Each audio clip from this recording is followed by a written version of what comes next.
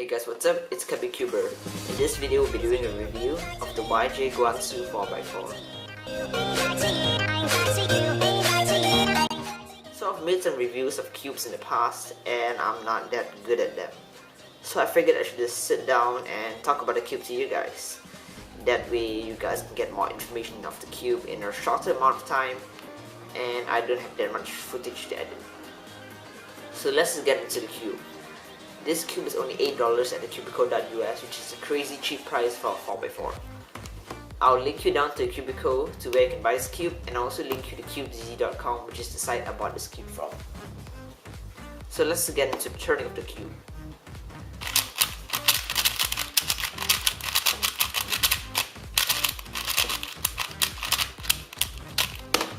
So the turning of the cube is very smooth and very fast.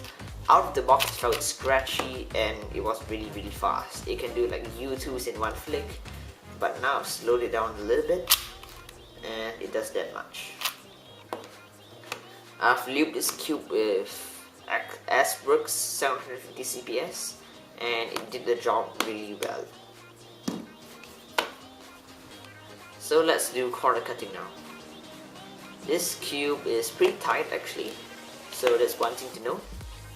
It can do line-to-line corner cutting with a little bit of force, and on the inner layers it's pretty good too.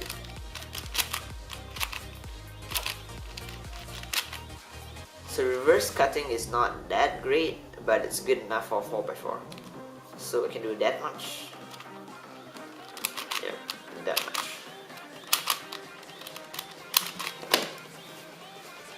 This cube is really light and airy, and it's really light actually in the hands. It feels buttery smooth sometimes, and it can feel scratchy, and I guess it can feel any way you want depending on how you set it up. So right now I like my cube light and airy, so this cube is stable and very fast. Like I can just spam TPS on this and it's still stable, which is one really good thing about the Guansu. Now lockups don't happen that much, but it does happen due to the lack of reverse cutting. So as you can see, I did a T-perm in the beginning and I locked up a bit because of the corner cutting. Now let's talk about a major issue of this cube, which is popping. This cube pops a ton when I got it out of the box. The internal pieces popped, the center pieces popped, and it was really bad. So I tightened the tensions and it worked out well. It has never popped on me since then and I really like the cube. I could have said this cube is better than the Guansu, but I personally think the Guansu is slightly better in feel and in corner cutting. Other than that, the Guansu is perfect. So now let's take a look at some of the pieces of the Guansu. Now many people want to see the internal structure of the cube, so I figured I should just show it here. So this is what the cube looks like from the inside.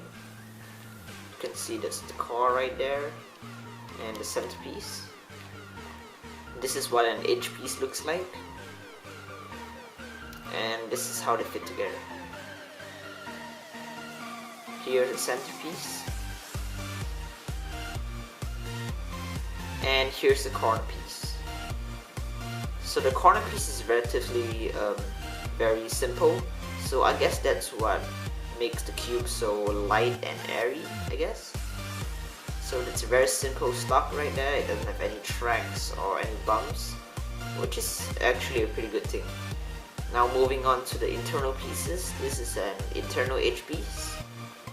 As you can see, the pieces are hollowed out, so it's pretty empty in there. So I guess that's what gives the cubes an airy feel too. So it's really light, this piece. That's how it looks like.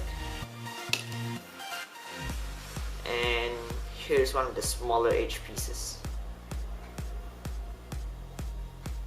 So this is how the kind of the cube locks together. That's the edge pieces and that's the corner piece. As you can see, the edge piece goes in between here and the corner piece kind of goes over it and into the ridge of the edge piece right here. So that's how that works. So overall, I think the YG Guansu is a great cube.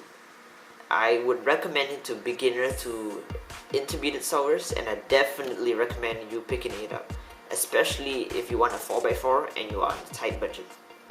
So like I said, I'll have links in the description below, so go check them out, and if you like the video, give it a like and don't forget to subscribe. See you next time guys, bye!